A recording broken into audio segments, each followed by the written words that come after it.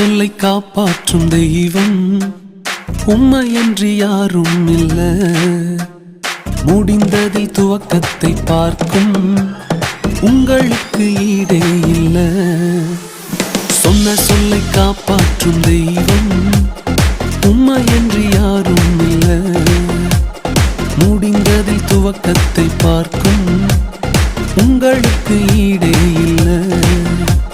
நீர் சொல்லி அமராத புயல் ஒன்றை பார்த்ததில்ல. நீர் சொல்லி கேளாத சூழ்நிலை எதுவும்